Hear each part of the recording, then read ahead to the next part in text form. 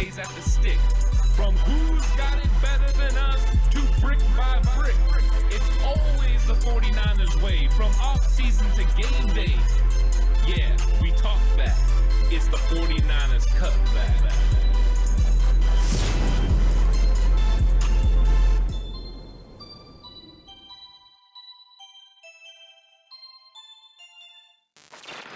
It's 49ers Cutback podcast time. Welcome to the show. We've got some more great topics to get into. As you can see, they're all over there. Well, over there. I got to get used to the camera being on the other side, Alex. It's completely throwing me off my game.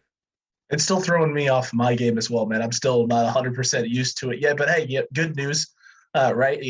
I'll be back Friday. So we'll have a normal, regular, sort of semi, things going on going forward after this weekend. A reaction show will be back to normal. So there's that, Ant. They're also going to get we can hope, right? We can hope that the Niners win and everything will be back to normal and you're in complete control of your destiny. You hope. But look, let's talk about the cart before the horse, right? The real question still is can Jimmy play? And you were the one who found this. There's an article, I think, referencing the fact that the issue Jimmy is dealing with currently is a very similar issue to what Matthew Stafford dealt with at the end of the 2020 season that he played through. Now, big differences in the two guys in terms of arm strength and velocity and things of that nature. So obviously every injury affects a quarterback differently. But does this mean, Ant, that you think Jimmy maybe could still go out there and sling the football? I mean, it means I don't know. I really wanted to just, because, you were talking, hey, Trey's definitely going to play. And I just am kind of pumping the brakes because I honestly have no clue. And I don't want to get ahead of ourselves and just say, you know what, this is Trey Lance time, or, Jimmy's definitely going to play or Jimmy's not going to play. I think we really do have to take a wait and see approach. I think it's the smart approach to have because Kyle Shanahan hasn't put it out of his mind. Now, they did work out a quarterback for the practice squad, but I'm not really worried about that right now. What I am concerned about, though, is the fact that Jimmy Garoppolo today is a day that's going to be big as far as medical doctors for the team are going to look at it. We know that Jimmy Garoppolo's own medical group has looked at this. They have, determined what they think. But it's going to come down to whether they believe Jimmy can throw the football or not with consistency. If he can use that UCL, which is used for grip, and you're going to, he needs that grip on that football to be able to throw the football. It's very important.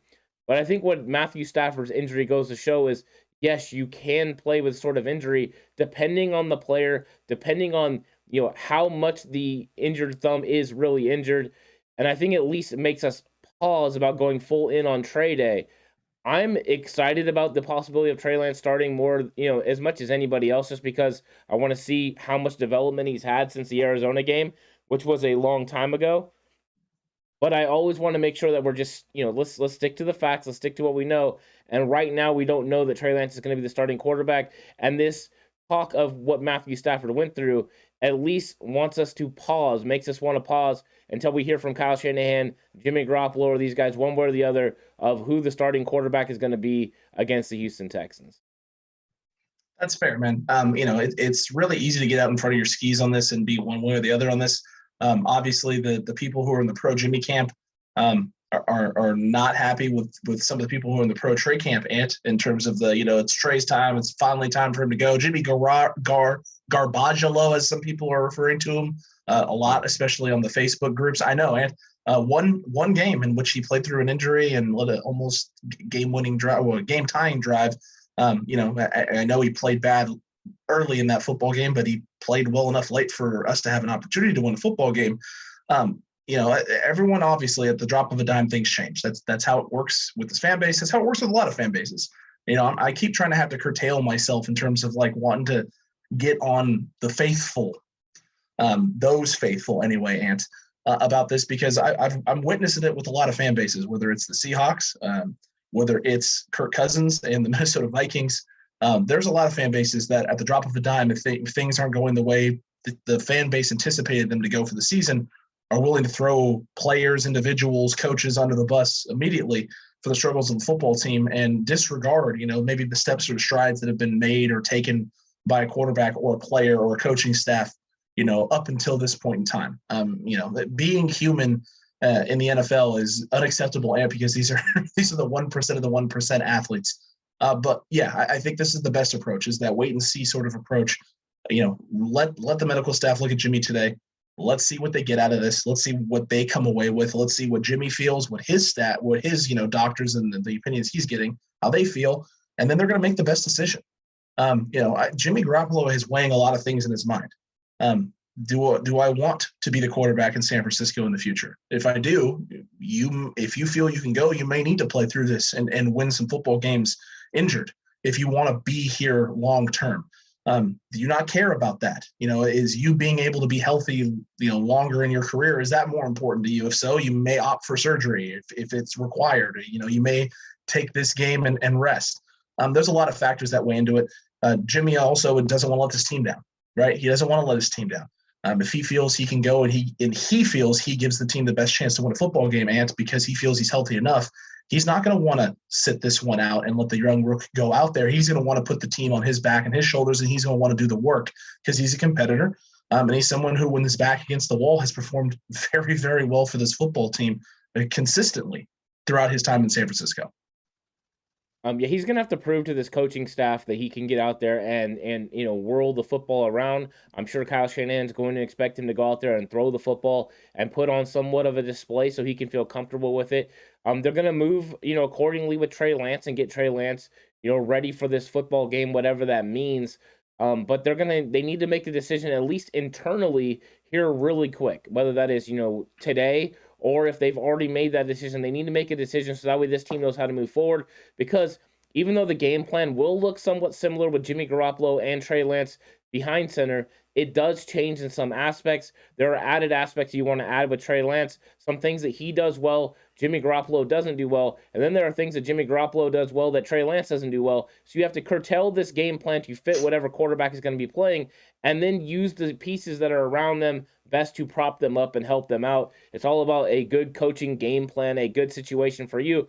Also, while putting them in situations to attack this Texans defense where there are weaknesses that you can attack, but you have to know what you're going to be using first. I think that, if we take this wait and see approach, we're going to get to the bottom of it here pretty soon, and we're all going to know, and it's all going to be okay. Whether that is Jimmy Garoppolo going out there and trying to lead this football team with an injured hand, which will definitely upset a lot of people. A lot of people are going to get very upset if Jimmy even attempts to go out there, and if Kyle lets him go out there and try to play with an injured hand. That will upset a lot of people. If it turns to Trey Lance right now and Jimmy thinks that he can go, but Kyle believes Trey is still a better option for his football team right now, that will also upset a lot of people. There are going to be no one that is 100% happy about this situation.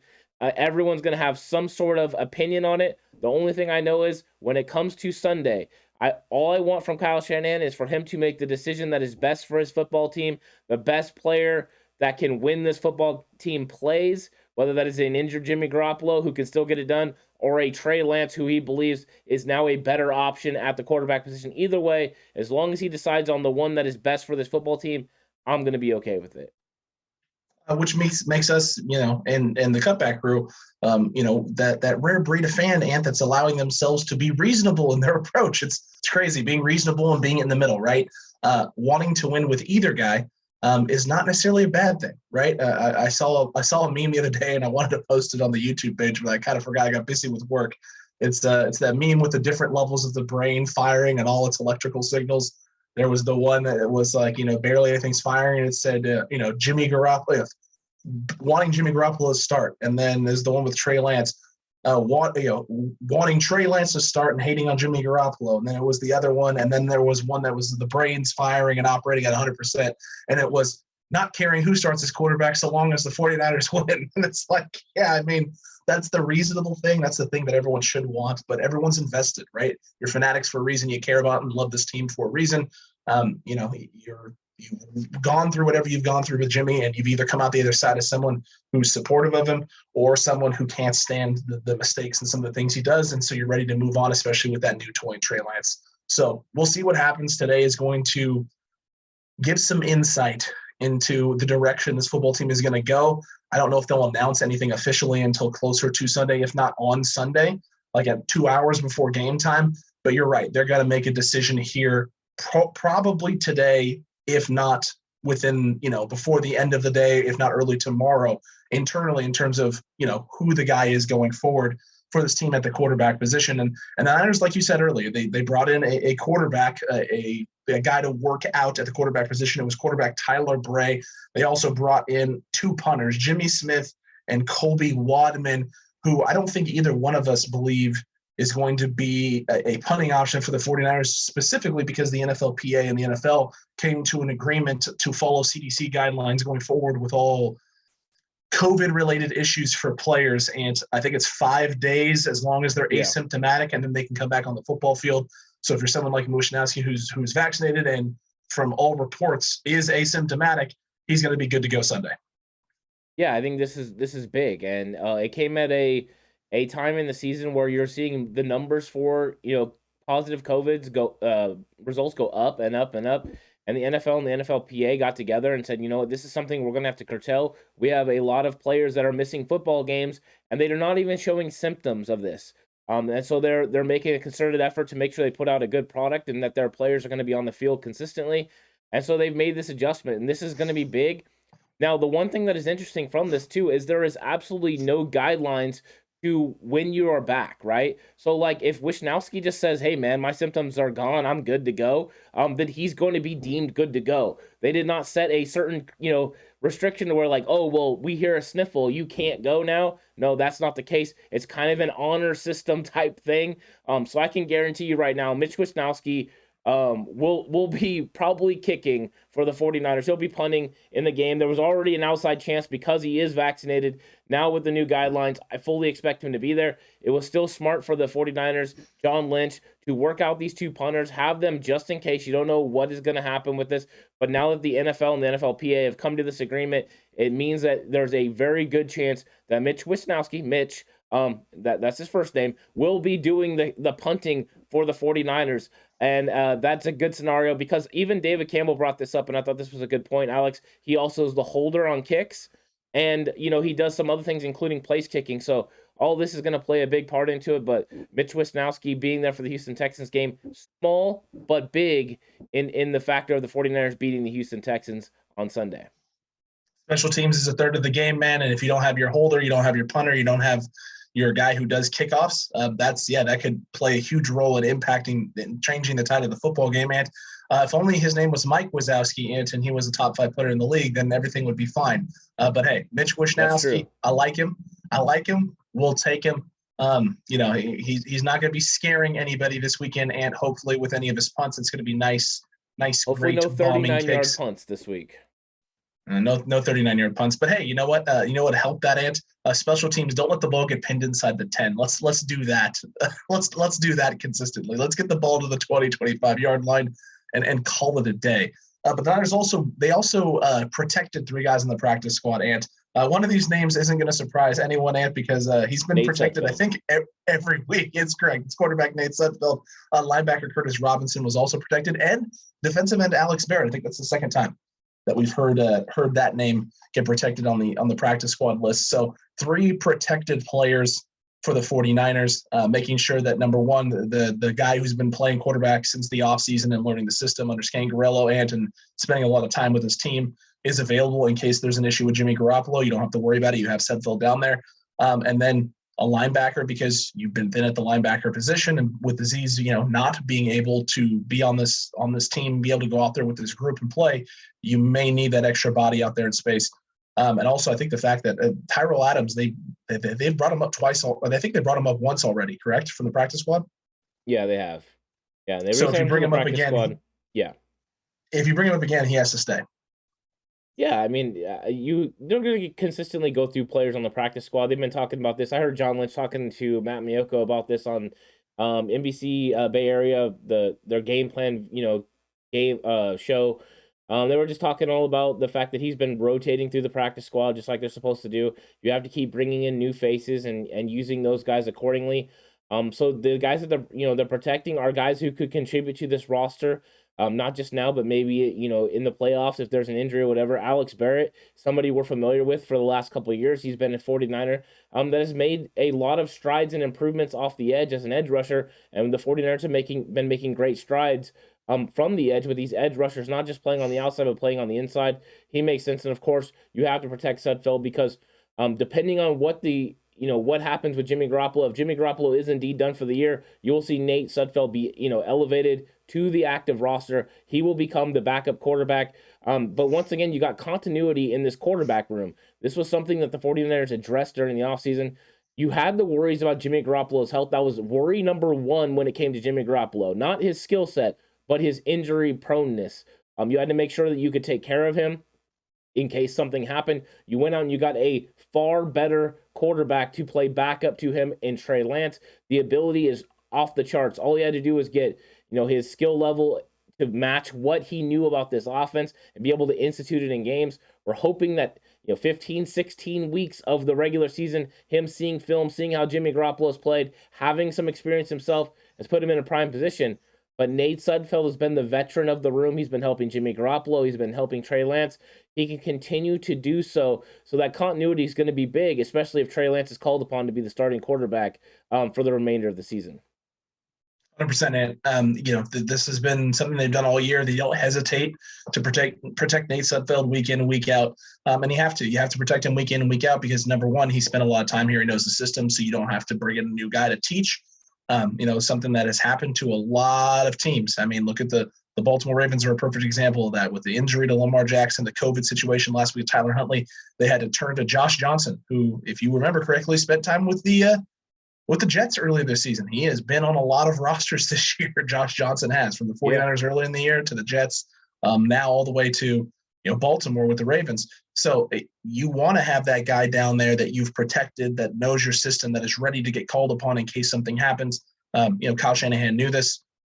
It's nice knowing that was your third option, and it was a guy in Nate Sudfeld, and not last year like when you had to roll with Nick Mullins out there in space as the backup and CJ Beathard as the backup. This is your third option. It's your emergency option in case you need it, and you have it, which is good. Hopefully Jimmy's okay. You may even see a situation this week, Ant, where, they say Trey is the starter and Jimmy is there on an emergency basis, right? If they think Jimmy is close to being able to go but isn't 100% and that maybe Trey gives them the best option right now, you could see Trey Lance rolling out there as the starter and Jimmy kind of just sitting by in case something happens to Trey. I got a question for you, Alex. Okay. If Jimmy Garoppolo is deemed to be out for the season, he's done, and he's going to be gone, would the 49ers consider signing your boy, Nick Mullins, off the practice squad for the Cleveland Browns for a possible playoff run just to have an emergency guy there just in case? I don't want them to, but here's the thing. What have we known? When did Nick Mullins play his best football? In San Francisco under Nick Scangarello. Well, guess what? Nick Scangarello is back in San Francisco land. It makes sense. But boy, oh boy, Ant, do I want no part of it. Well, it's still a better third option, right, than Tyler Bray. It's definitely a better third option than Tyler Bray. You are correct. He understands the offense, and if something happens, you have something to fall back on. You have Nate Sudfeld, and then you would have him in that situation. It's not something that you ultimately want to get to. You hope that Trey Lance can start the rest of the season in that situation. However, I'm just bringing it up as a possibility. It might even, Mullins might even ask for that sort of situation to happen because the Browns more than likely aren't going to the playoffs. So it could be a situation for him to continue to play and for the 49ers to bring on a quarterback who understands the system inside and out, because that's one thing Nick Mullins actually does do is understand this offense in a big way. He does understand the offense, although we question whether or not he gets them in and out of the right plays and, in and out of the right run situations and run fits. But outside of that, just kidding. Let's run tosses. Let's run tosses with the DN 5 yards outside our tackle, and it works. It works. Yeah.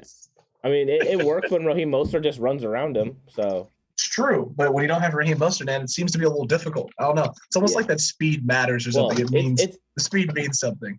It's just an emergency situation, Alex, and I don't even know if it's going to happen. I'm hoping Trey Lance can stay completely healthy, but it was something I wanted to throw out there after thinking about it for a few minutes.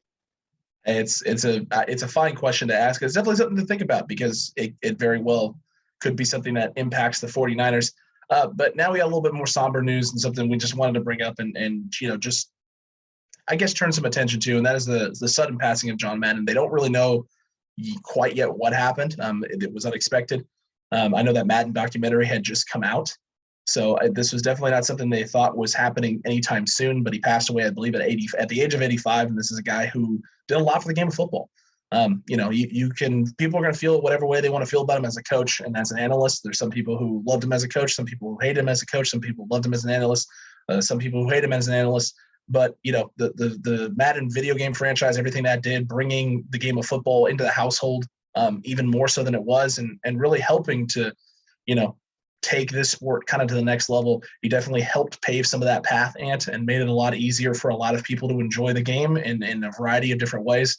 So John Madden, gone at 85, that's a horrible thing. It's a terrible thing. Something I never really ever considered in my lifetime, just because Madden, the name Madden, has been so prevalent in everything. It's crazy to think that it's now occurred and it's now happened. Thoughts are with him, his family, and everyone that was in John Madden's life, because I know this is probably a very tough time. Yeah, first off, what a legacy that he left. Wow, there were so many things about John Madden that are completely intertwined with the NFL, and they've become synonymous with each other. Madden and the NFL, for many years, are synonymous with each other. And you're right, he was a coach for a long time with the Oakland Raiders. Won himself a Super Bowl, and that right there always means you did it at a very high level. You don't win Super Bowls.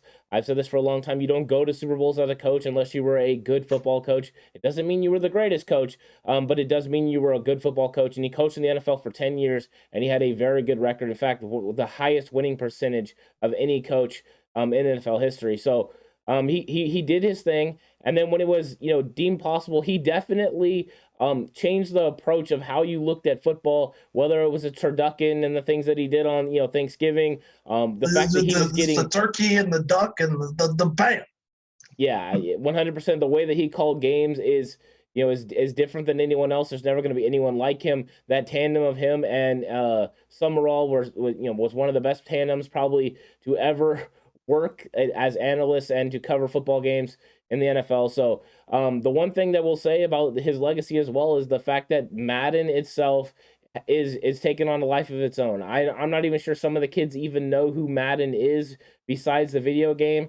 But yeah, 100%. His name is synonymous now with video games. It's synonymous with the NFL, and he left a true legacy. And he was really one of just the great guys to be involved in the NFL. A very good spirit. It's too bad that he passed away. However, 85 years is a great run. Boom! What a great career that he had and a great life. So rest in peace, John Madden. Sorry to see you go, but we're very thankful for everything that you contributed to the NFL and to all of us, because we grew up right during your heyday, so we enjoyed it. 100% enjoyed it, and always have, always will. John, thank you for everything, and there are definitely people who are missing you right now. But let's take a step now. Let's try and shift gears the best we can, and to excitement. Excitement in the 49ers locker room, excitement with some of the players, and that excitement is for Trey Lance. Lincoln Tomlinson had some comments after Kyle Shanahan gave his about Trey Lance and what it means to this football team, what he's been doing, the work he's been putting in, the strides that he's been making, the ups and downs that he's been dealing with, both, in terms of success and struggles in practices and games and things of that nature. And like I just said, the locker room's excited for him. They've seen the things that he's been doing. They've been watching, his talent grow, him putting in the work, him grinding, him dealing with the adversity, him sitting behind learning and waiting for his opportunity in his moment. And they're all excited to see what he's going to be able to add to this offense and what he can do. And now the opportunity is closer than it's ever been before. I liked hearing those comments from Lincoln Tomlinson, because it kind of lets everyone know just where this team is at and what the mindset is for everyone, top to bottom, whether you're a guy who's an everyday starter or whether you're a guy, Ant, who is waiting for his turn and sitting back and just, expected to learn and grow and, contribute when your number is called. You're expected to put in the work. You're expected to grind. You're expected to play at a high level and demonstrate it day in and day out. Trey has done that. His teammates have noticed, and his teammates are excited for him to get an opportunity whenever that time is, whether that's this week, whether it's next week, in the playoffs, or next season. Yeah, I mean, does this shock me at all that players are coming out in support of another teammate? Absolutely not. Stunned. This is the 49ers locker room and the way that it operates. These guys are supportive of each other. We've heard Laken Tomlinson have nice things to say about Aaron Banks, and about these other offensive linemen as well. These guys are guys that have been Guys that have picked up different players throughout the year and really tried to help them along the way. They are good teammates, and this is a good locker room and something that we can be proud of. But going out there and hearing these positive things about Trey Lance is, I guess, refreshing, but also gives some sort of comfort to fans. But I don't know if it's really necessary, because I think everyone understands what Trey was brought here to do. They understand who he is and the talent that he has and the skill set that he has. I think these players are going to continue to rally around him, especially if he's named starting quarterback and that he is the guy. These guys are going to come out with nothing but support and nothing but great things to say about him as they build him up and prop him up, give him the confidence to be that guy. But I think that more telling comments actually came a couple weeks ago when Fred Warner was asked about how Trey Lance was carving them up in practice, and he talked about it then, because then there was no reason to bring that up. There was no reason to talk about how great Trey Lance was in those situations, because Jimmy Garoppolo was the starting quarterback. I think those are valuable because I think they actually show where Trey Lance is. I think that there has been vast improvements in his game.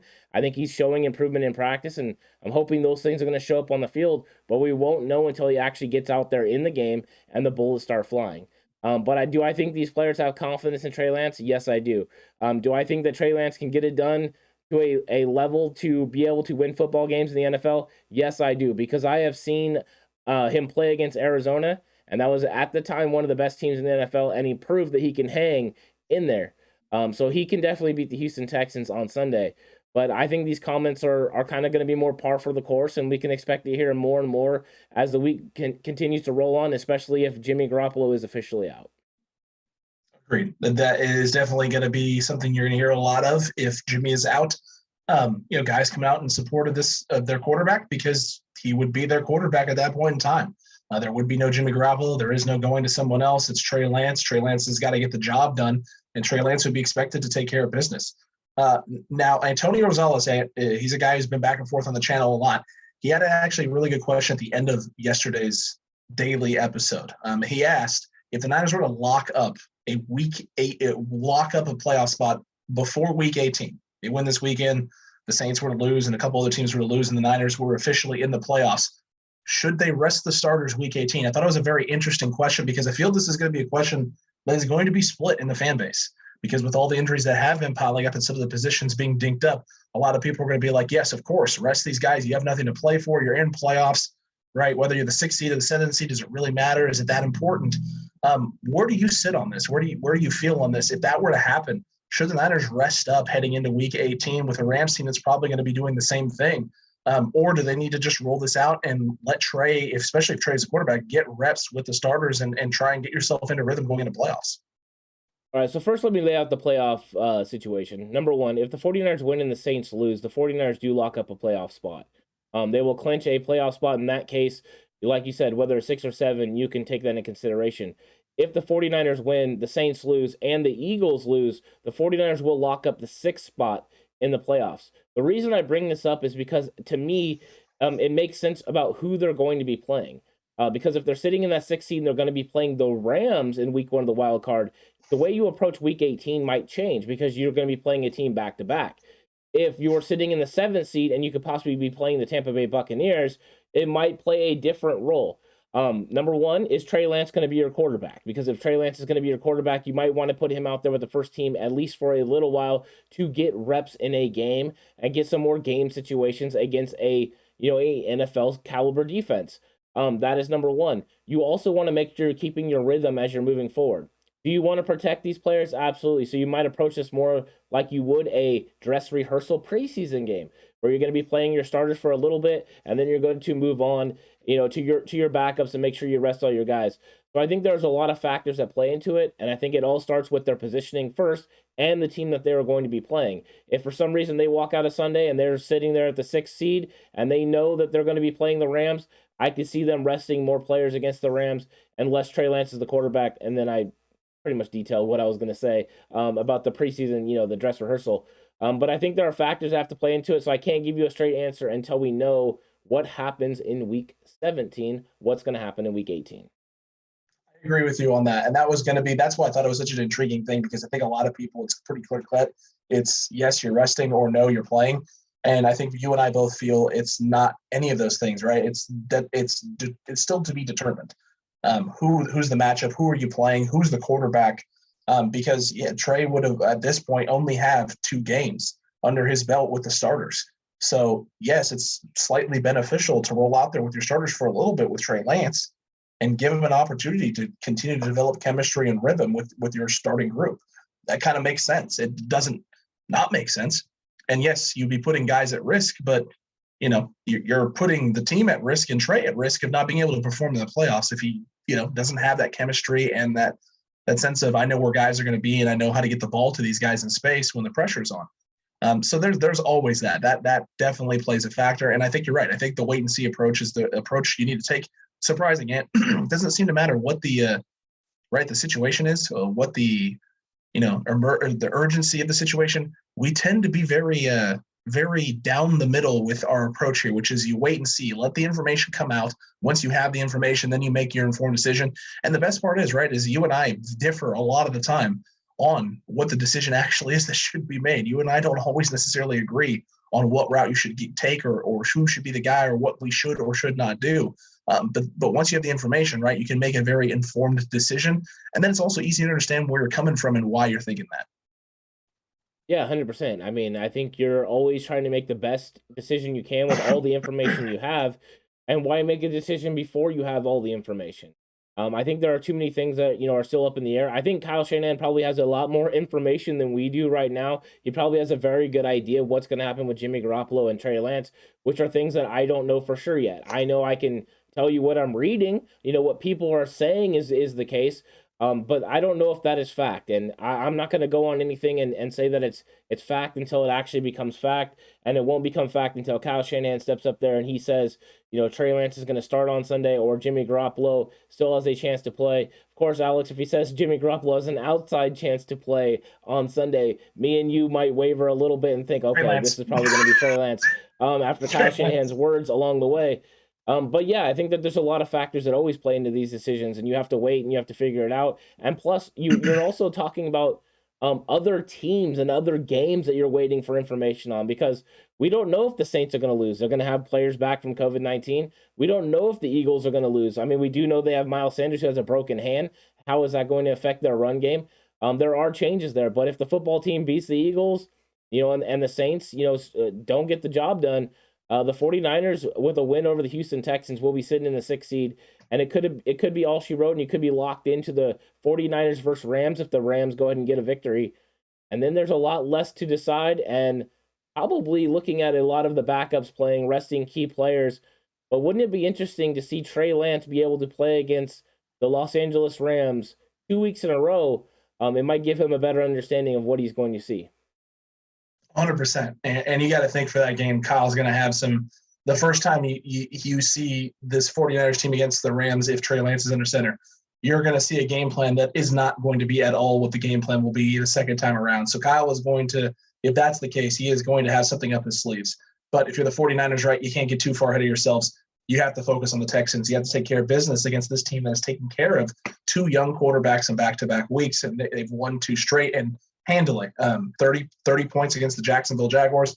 I think it was 40-plus against the Los Angeles Chargers. And so it's a team whose offense has been hot. Their defense has been hot and putting up points. And you got to come in, slow them down, disrupt Davis Mills, slow down that run game, and then don't make mistakes offensively and give their defense chances to capitalize. If you can do those things as well, you're going to put your special teams in a good position to execute and take care of business.